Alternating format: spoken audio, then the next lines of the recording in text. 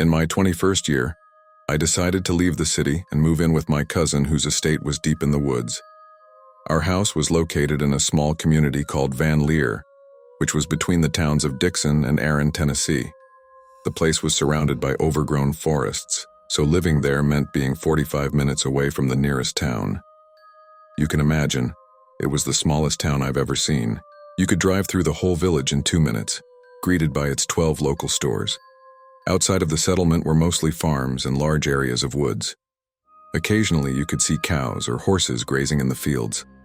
There were only a few people living in this quiet place and everyone knew each other. Sometimes we had small parties, but mostly we did our own thing, played video games and watched movies together. Our house was built by the previous residents. They let us rent it for only $900 a month, which was enough to pay the house taxes. The house had 3 bedrooms.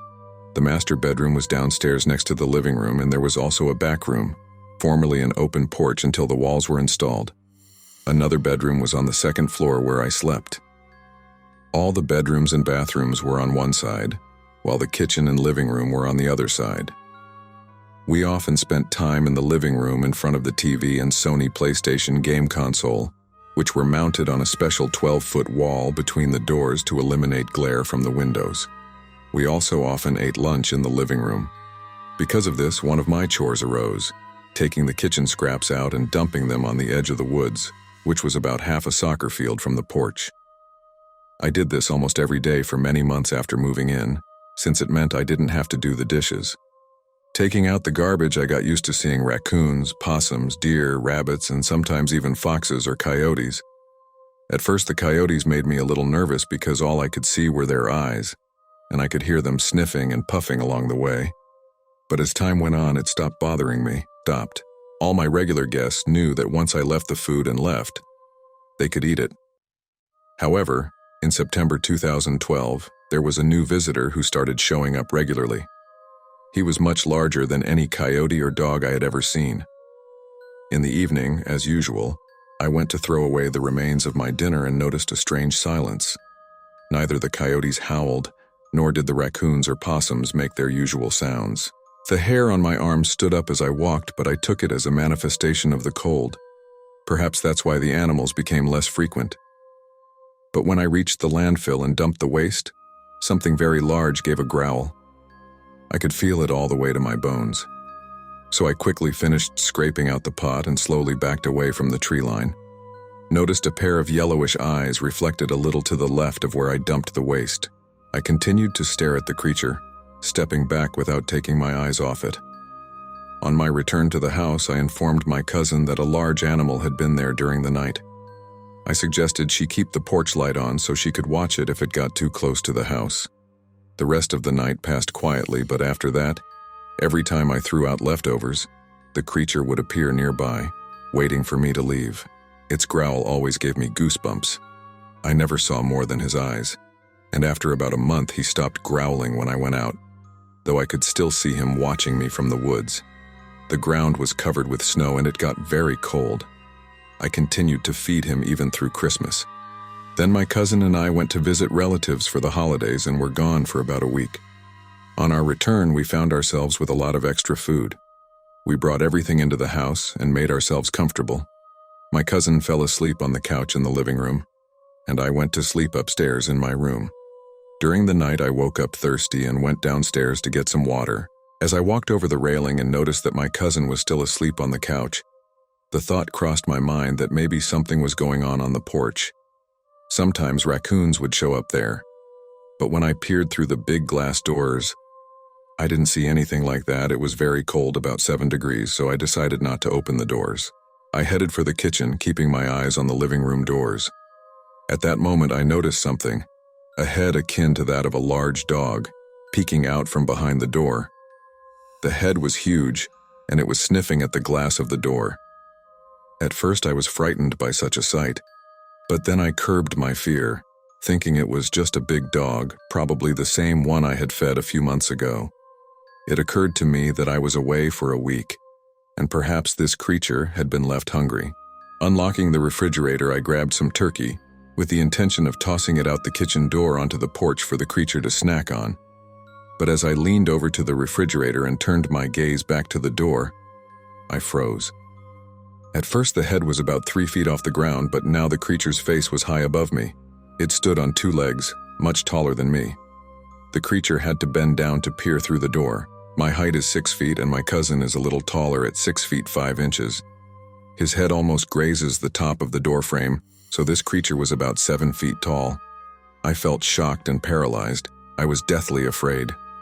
What horrified me even more was that the creature reached out to the handle of the sliding glass door and started pulling it towards me. My heart raced even harder, and I heard the frame of the glass door bang against the door lock. Luckily, however, we hadn't unlocked the door since we got home. Suddenly, the cousin started to wake up. He got up from the couch, still half asleep, and went to the bathroom. He was about to say something, but something caught his attention at our door. The creature looked at him and let out a growl. My attention darted back and forth before I took a step closer to the kitchen door. My cousin, frozen in place, was very startled by what he saw. I grabbed the handle of the kitchen door and unlocked it. Cousin asked me quietly, "What are you doing?" I opened the door and quickly threw the plate of turkey outside, then closed the door and locked it. The creature saw the food fly into the yard, took another look at me, and jumped off the porch to retrieve the food. My cousin grabbed my hand and took me upstairs to a room in the attic where there was a sturdy door. We stayed in that room all night, listening for any rustle. After a few minutes, we heard it trying to open the door again and rustling its nose at the window. It banged on the window for a few minutes until it realized the door was locked. The next morning, I cleaned up the leftover food, but was too scared to go out into the woods. Even though the creature showed no real cruelty to us, I was still afraid to go out at night. Occasionally, we would see some movement in the yard at night, usually near where I threw away the leftover food. Each time we noticed it, we would turn off the TVs and lights and watch until it went back into the woods. Although we don't know exactly what it is, having such a neighbor is both amazing and scary. I am 15 years old and my family and I have just moved into a new house. While unloading our belongings, I noticed that the neighbors were watching us from their homes. Following the family rule of being friendly, I waved to them as a greeting. However, I became uncomfortable when I saw that among them was a man in his 30s, and his smile grew wider when he noticed my waving. I went inside and looked around our new house. It was huge. When I got to my room, I noticed that it had a pretty good view of the front yard. The only thing was, people outside could look into my room too. My mom didn't like it, but I kept arguing with her until she agreed to let me keep the room. As summer vacation began, my mother kept urging me to go outside and play baseball. She really wanted me to enjoy the nice weather and make new friends in our neighborhood. So I decided to grab my baseball gear and headed outside to play with my brothers and dad. As I looked at the houses across the street from ours, I noticed an interesting guy. Although he looked a little strange, he wasn't accompanied by any company. I asked my dad if I could call him over to play with us. My dad, bent on trusting people, agreed and said, "Invite him."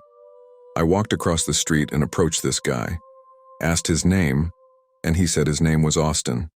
Asked if he wanted to join our baseball game, and Austin happily agreed, saying, "Sure, since you play." We had a great time playing together. When the game was over, Austin walked back to his house across the street, waving and smiling at me. The next day, my parents went to pack their things. Although I wasn't drawn to go with them, I decided to stay home and unpack my things in the quiet of my room. Suddenly, I remembered that I had forgotten to lock the door like my mom had told me to. As I was about to head to the living room, I heard the sound of the front door opening and closing. At first, I thought it might be Mom or Dad, and I was about to call out to them, but a strange feeling came over me. I realized with great amazement that it wasn't my parents, but Austin. He walked into the house and closed the door behind him. As soon as I noticed this, I got scared and ran to my room as fast as I could. I hid in my closet, still hearing his footsteps coming closer and closer. He entered my room, opened the dresser drawers and started searching through them. Then he left the room and walked down the hallway. I looked out of the closet and saw my underwear scattered on the floor. Silently, I followed him down the hallway, hoping he wouldn't notice me. I really wished he would just go into another room, but instead, Austin turned around and opened the bathroom door. and I didn't know what he was looking for in there. Once the hallway was clear, I didn't waste another minute and ran out the front door as fast as I could. Then I hurried to the neighbor's house nearby. I was so scared. When I got there, I cried and told them everything that had happened. They were very sympathetic and immediately called the police. They kept me inside until the police arrived. The cops looked around the neighborhood, but they couldn't find Austin. I haven't seen him again since. When I was about 10 years old, we lived next door to a mysterious woman. She had an exceptional appearance. Her long black hair and pale skin only added to her mystery. She rarely left her house, so we simply nicknamed her Vampire Lady. No one even knew her name. She was so secretive. However, when someone passed by her house, she would always look at them. I could hardly believe my mom's stories or my brother's stories. It sounded too unreal. But one day, when my friend Jess came to visit, I decided to tell her about the mysterious woman across the street. Jess, like me, was curious and suggested to me that at night, when everyone was asleep, we go inside her house and see what was going on. Even though I had my doubts, I agreed. We knew we had to be incredibly careful not to wake my mom. Terrified, I realized that at my age, going outside in the dark was strictly forbidden, but still bravely decided to try and walk out of the house, holding hands and trying not to make a sound. Now the only thing in front of us was to cross the street to reach the house of the mysterious woman. All inside peered hopefully through the windows, and at last Jess grasped my hand and whispered quietly, but insistently, "Let's go. Let's go." "What?" "We just got here. What happened?" I asked as Jess pulled me along and we walked back down across the street. The door slammed shut, and Jess said as she looked out the window and saw something that looked very much like a video camera that showed a small flashing light. I offered to block out the event and just go to bed, discussing everything in the morning. But unfortunately, the story didn't end there. As the clock on the wall showed 3 in the morning, Jess suddenly started screaming. I quickly climbed up on the bunk bed to see what was going on, and saw a camera lens pointed directly at our bedroom window. My mom and brothers suddenly burst into my room, illuminating it with the lights on. This, of course, startled the person who was apparently filming everything on camera. To reassure her and tell her of my suspicions, I warned my mom that someone was watching us from the outside. After glancing around her room, my mom decided to go outside with bat in hand and survey the neighborhood.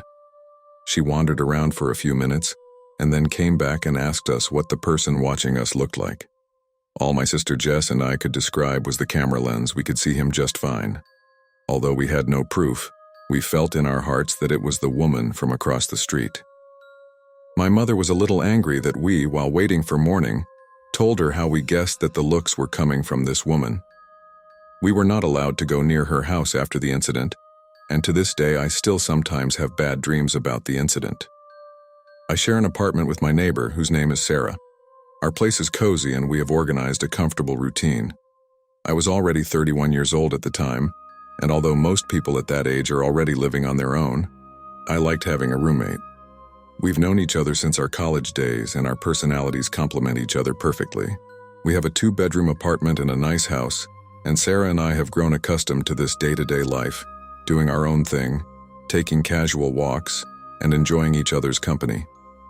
One night, however, turned our perception of the safety of our home upside down. I remember that night as if it were yesterday, even though it had been over 5 years. It was a normal Thursday night and we decided to finish watching our favorite TV shows. We settled down on the couch with some goodies, chatting about our day and sharing silly gossip. It was such a relaxing evening that we looked forward to a restful night's sleep. When the clock struck midnight, we decided to call it a night. I went to my room, Sarah to her room. I changed into some comfortable clothes and got into bed. Just as I was about to close my eyes, I thought I heard the sound of footsteps in the hallway. I figured it was probably Sarah going to get a glass of water or something. But the footsteps didn't stop on her side of the room. They kept moving towards my bedroom. Excitement mixed with fear, and I strained to listen to the sounds. The door to my room opened slowly, creaking, and my heart thumped harder. Before I could react, the darkness was broken by Sarah's voice. "Someone's here," she whispered, and her voice sounded trembling. I jumped up from the bed and glanced at the doorway. There was a man standing in the hallway. He was tall with a disheveled look. I recognized him. I had seen him in this house. He was one of our neighbors. My breath caught as I tried to realize what was happening. At that moment, I slammed the door shut and blocked it with my body. Then I heard footsteps again. He was coming after me. He started banging on the door and trying to open it. I yelled to Sarah to call the police. Then I heard her yelling for the man to leave because the police were on their way. The banging continued for another 10 seconds, then stopped. At that point, I heard the man walking away. When the police finally arrived, we told them everything. We said it was one of our neighbors, but we weren't sure which apartment he lived in. From the description we gave them, they were able to track him down and arrest him. We never found out what he wanted, but I think it's safe to say the guy was not right in the head. I learned 2 lessons from that experience. The first is to never live alone, and the second is to always lock your damn doors.